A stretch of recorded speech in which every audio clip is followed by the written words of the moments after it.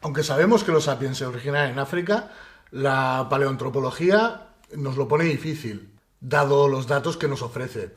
Y lo que se ve, lo que tenemos es una visión de un proceso evolutivo bastante complejo con lo que respecta a los Homo sapiens. El Pleistoceno, como sabéis, es un momento climáticamente muy cambiante, en el que tanto el desierto del Sáhara como las selvas tropicales africanas fluctuaron de tamaño. Esto provocó básicamente una serie de cruces y de reencuentros y aislamientos continuos durante todo un largo periodo de tiempo que generó pues una especie de especiación, vamos a llamarlo así. El biólogo español Antonio Rosas opina que esto lo que produce es una compleja dinámica evolutiva que ofrece una cantidad grande de variabilidad con especies con rasgos primitivos. Resumiendo, podríamos decir que Sapiens es una rama con un tronco común, un antepasado común y diferentes ramificaciones de diferentes especies en las que solo sobrevive Homo sapiens. Esto es Prehistoriator, empezamos.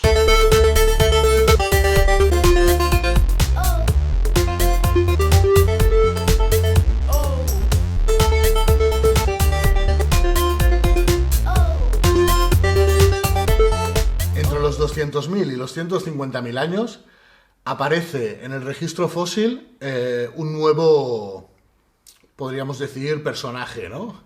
Un nuevo tipo humano que comparte con nosotros muchísimos rasgos y que son rasgos muy novedosos. Hasta entonces no se habían dado en ninguna de las otras especies de homininos que hemos visto. Se les llama humanos anatómicamente modernos y se les pone la etiqueta de Homo sapiens. ¿Pero cuáles son estos rasgos diferenciativos? Pues vamos a verlos.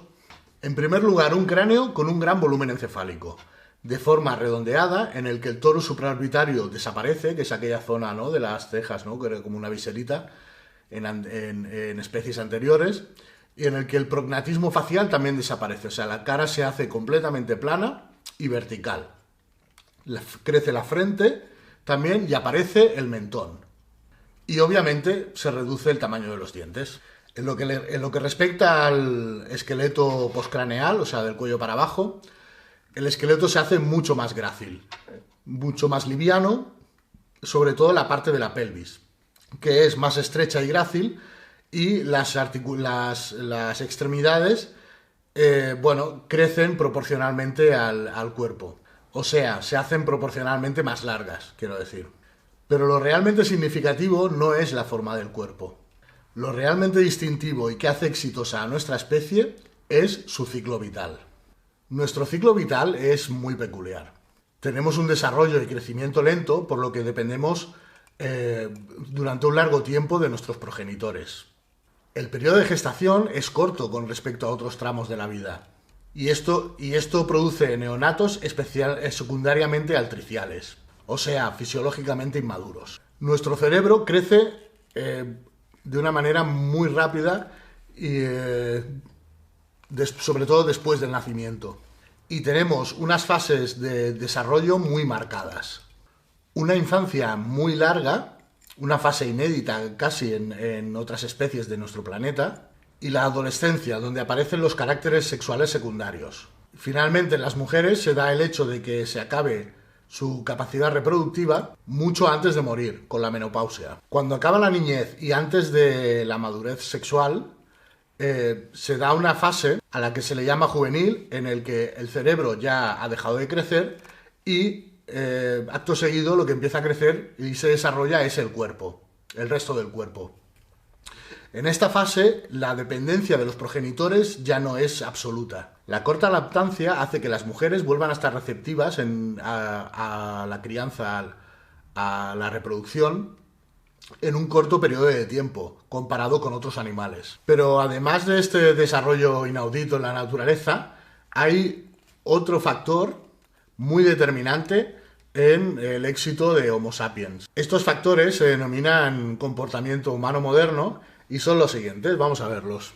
En primer lugar, una elevada capacidad de planificación a largo plazo. es decir, la habilidad para formular estrategias basadas en experiencias que se han tenido en el pasado. Esta habilidad se pone de manifiesto en los Homo sapiens básicamente en la forma de cazar y en la pesca sistemática. En segundo lugar, la innovación constante, no solo tecnológica, de la industria lítica, sino de social y cultural, de comportamiento. En el próximo capítulo hablaremos largo y tendido sobre las diferentes innovaciones líticas, de caza, de hábitat, etcétera, etcétera. Veréis cómo os gustará. En tercer lugar, la aparición del pensamiento abstracto y la habilidad para desarrollar conceptos sin limitarlos en el espacio y en el tiempo. Este aspecto hace referencia a un lenguaje completamente articulado y a la percepción de la muerte. Y en cuarto lugar, la capacidad de representar gráficamente objetos y conceptos. Con respecto a la aparición de esta conducta moderna, por decirlo así, ha habido dos hipótesis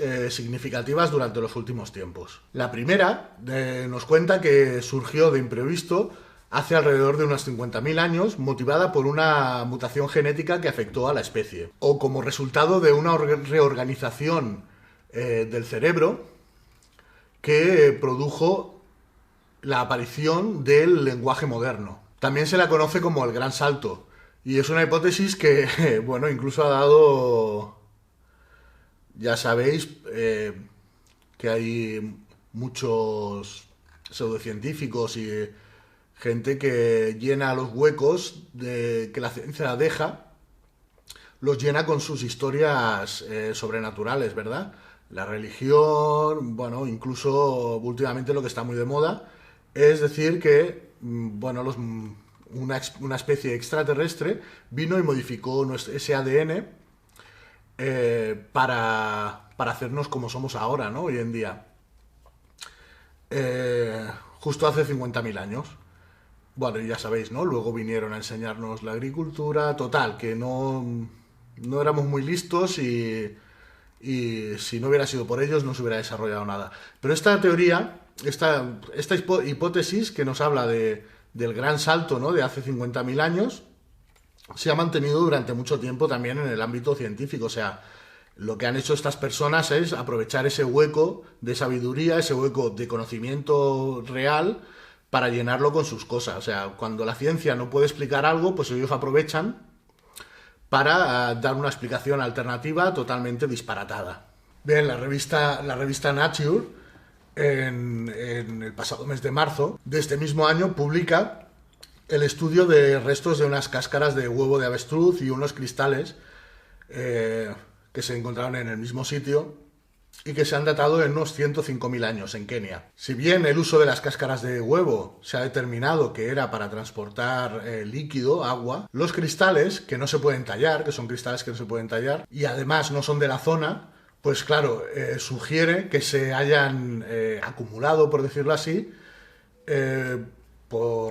porque los individuos que los tenían estimaban que eran bellos. Y esto, pues a lo mejor los llevaba a realizar con ellos algún tipo de ritual. Bien, actualmente nuevos hallazgos como los de Ga-Moana están llevando a algunos científicos a decir que Homo sapiens no evolucionó únicamente de un solo linaje.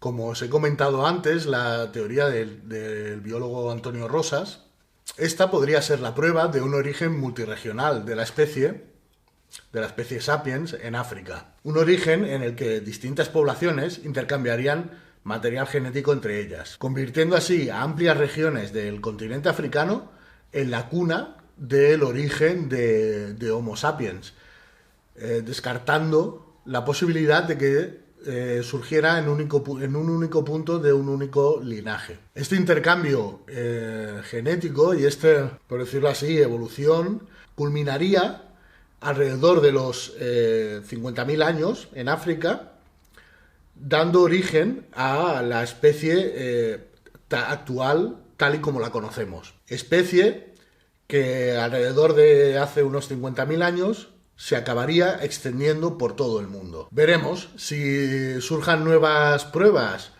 y nuevas evidencias sobre esta hipótesis y se puede llegar a convertir en teoría, pues no dudéis en que os lo explicaré aquí en Prehistoriator, así que volveremos.